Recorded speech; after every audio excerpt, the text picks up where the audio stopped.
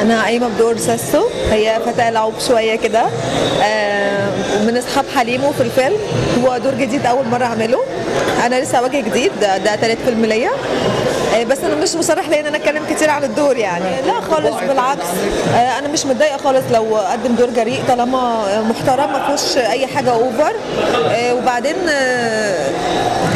هو في الاول بس بياخدوا بالشكل وبالستايل وكده، بعدين ان شاء الله لما اثبت موهبتي انا متاكده ان انا هقدر ان انا اشتغل في ادوار تانية مختلفه جدا.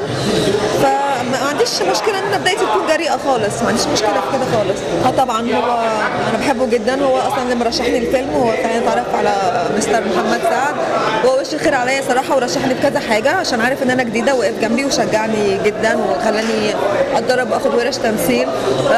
فعلا بيدعمني جدا، وانا مبسوطه ان انا بشارك معاه في الفيلم، وانه فيلم كوميدي ودوري برده شويه فيه كوميديا، فلذيذ قوي يعني، ان شاء الله هيعجبكم. بقى الفريق صراحه بص، عشان انا لسه جديده ما اتعاملتش معاهم كلهم قوي، بس طبعا هم كويسين جدا معايا وبيدعموني، ما شفتش اي حاجه وحشه من حد خالص، بالعكس كلهم واقفين جنبي وبيشجعوني اكيد. بس مش دلوقتي خالص لان انا لسه في بدايتي، وحتى لو انا عندي الموهبه انا لسه قدامي كتير قوي تدريبات، لان انا مش هقدر اشيل بطوله فيلم او حاجه واطلع الناس تتكلم عليا بشكل وحش او تقول ان انا ما استاهلش كده. فانا عايزه الكلام ده كله يجي بالتدريج، ومش متضايقه ان انا ابتدي بادوار صغيره خالص.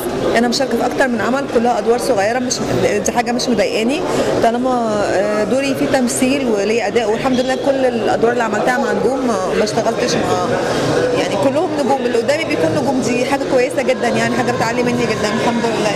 بص طبعا السينما، بس هي الدراما برضو كويسه علشان خاطر كل الناس تقدر تشوفها، لكن السينما مش كل الناس، والسينما طبعا احسن لان هي العمل بيفضل موجود يعني مدى الحياه يعني موجود. المسلسلات شويه بتتنسي.